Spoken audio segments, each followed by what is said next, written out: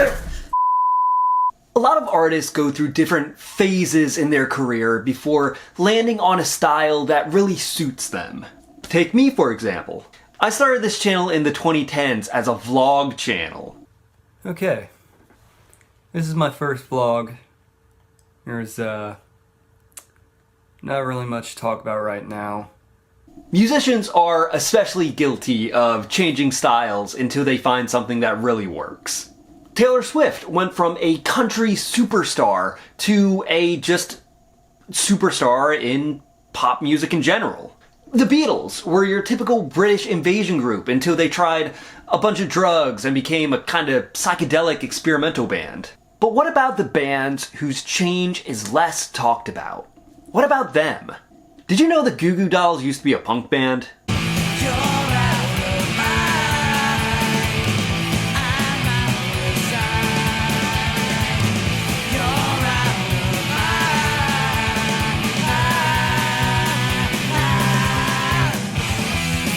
Hello and welcome back to another video. If you're new here, I'm Trevor and I am eternally uncool. I make videos about music, music culture, and anything that interests me. But mostly music right now. So if that sounds like something you'd be into, then I highly recommend subscribing to the channel and watching the rest of this video. It's not unusual for bands and artists to change up their sound, go through different eras. All of my favorite bands do it. There's artists out there you know for one style of music, but you might be surprised that they started out sounding completely different. Used to be. I said was! What I want to do today is talk about a few bands that started out in one style and then changed to another. The changes could have been intentional, could have just been a joke that went too far, or it could have just been an accident. But whatever the reason, it made the bands that we know and love today. So with all that being said, grab a drink, grab a snack, get comfortable, and let's get into the video.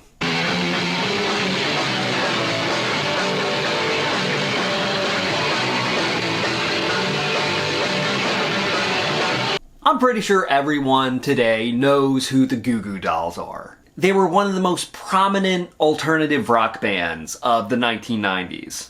They had hits like Iris, Slide, Black Balloon.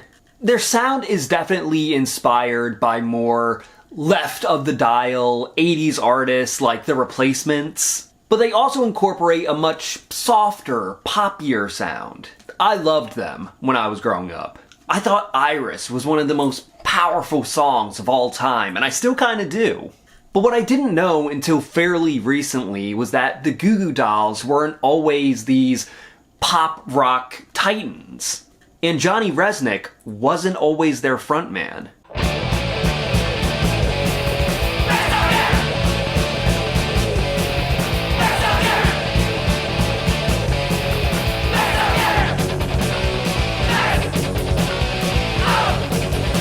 The Goo Goo Dolls were formed in 1985 under the name Sex Maggot. They only went by this name for 2 years before changing it to Goo Goo Dolls, taking the name from an ad for a toy called the Goo Goo Doll. Rzeznik has stated that he thinks the name is kinda stupid, but they needed a name to play shows. And I guess no one wanted to book a band called Sex Maggot. That's why you should always think about your band name, kids. Anal OG dogs? No, it's Analog Dogs. In the band's early days, they had a much more punk rock sound. And the lead vocals were handled by Robbie Tasek, as opposed to Johnny Rzeznik. Tasek's vocals were a lot rougher than Reznik's. A lot more raw and appropriate for this style of music.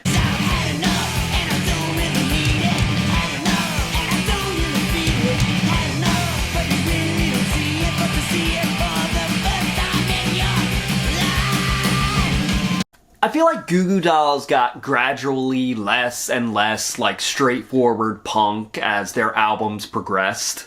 By 1990's Hold Me Up, their third album, you can kind of hear the Goo Goo Dolls we all know and love.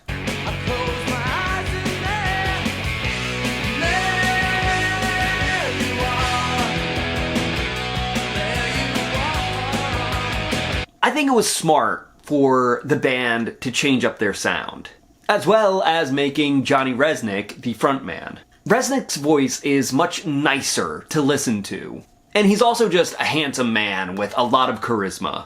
If you want to check out their first two albums, Self-Titled and Jed, I highly recommend them. They're not the best punk albums I've ever heard, but it's interesting to see what this huge band sounded like when they first started out.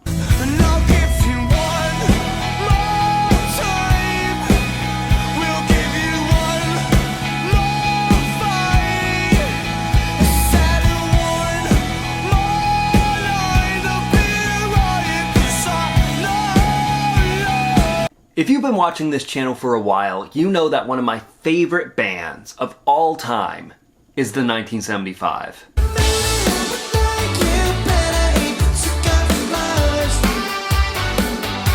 I've made several videos about them, a portion of which was included on the TV screens during their Still at Their Very Best tour, as well as a soundbite from one of them being included on their live album. Matty Healy is probably the most talked about, and his weird and intriguing stage performances. He's definitely... I own all their albums, a shit ton of shirts, books about them. I love knowing the history of the band. A history that surprisingly started with one of my favorite genres, emo. And I always said I'd make you well. Watch out, I'll kill you all, I swear. The 1975 has been a band since 2002 and has gone through several name changes and several phases over that length of time. The most famous of which being the Drive Like I Do era. Drive Like I Do had a much more emo-influenced sound than what we know from the 1975 today. But not like MCR or Fall Out Boy emo. More like British emo, if that makes sense. Like, think more 100 Reasons than Taking Back Sunday.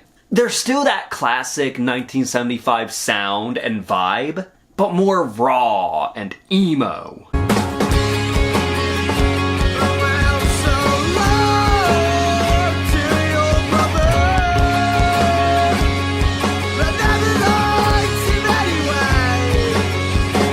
Today we all know the 1975 as this really artsy, eclectic, indie rock band that fuses R&B with alternative rock and just a bunch of other shit. But back in the day, before they released their 80s influence debut, they actually had a lot of potential as an indie emo act. When you fall asleep tonight,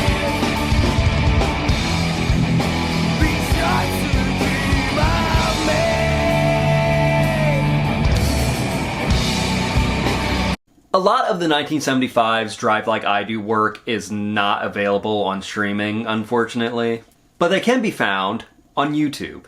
So if you want to take a dive into the 1975's emo phase, go for it.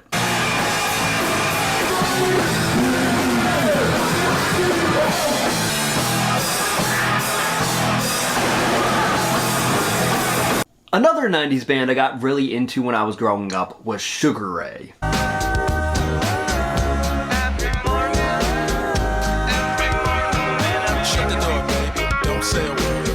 I had their greatest hit CD and I would listen to it all the time in middle school. But in between the kind of sugary pop songs like Someday and When It's Over, I would hear these weirder, like, slightly heavier songs. They sounded nothing like the Sugar Ray I knew. And this was because I hadn't learned yet that Sugar Ray weren't always the fun-loving, beach party bros that I had known.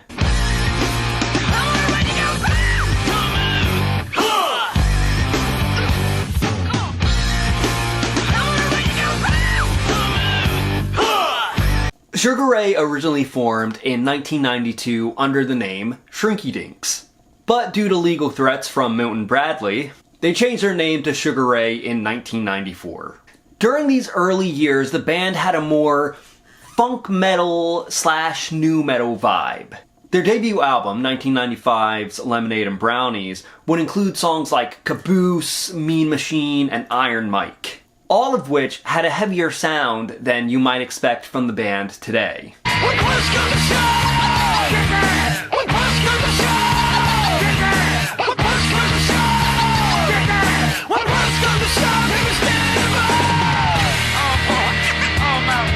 Sugar Ray's second album, 1997's Floored, continued with the kind of new metal-y sound of their first album, with the exception of one song.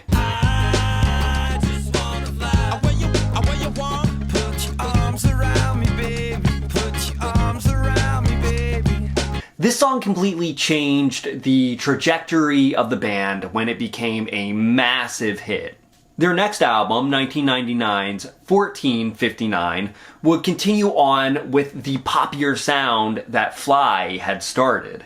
And the rest, as they say, is history. Main machine! Main machine! My daddy said, sonny, don't drive and drinking. Main machine! Main machine!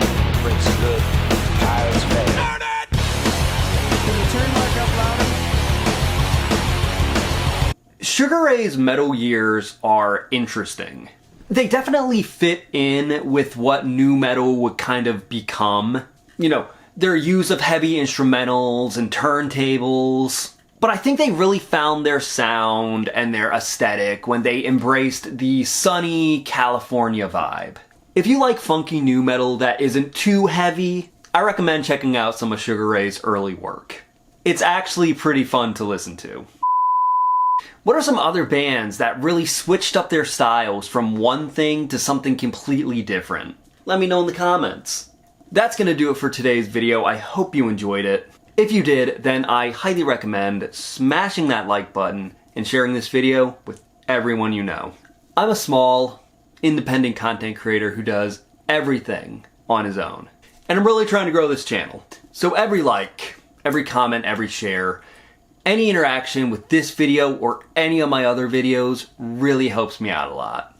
I'm trying to get to 5,000 subscribers by the end of 2026. If I can do that, then I will celebrate by doing a whole video talking about watching, reacting to my old pre-eternally uncool YouTube videos, a preview of which you saw at the beginning of this video.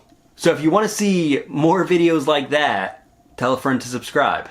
I'm also trying to grow my Instagram. I think it'd be pretty cool if I could get to like 1,000 followers. So if you want to follow me there, you can. But with all that being said, thank you for watching. As always, I'm Trevor. Stay uncool. And that's the end of the video. Goodbye.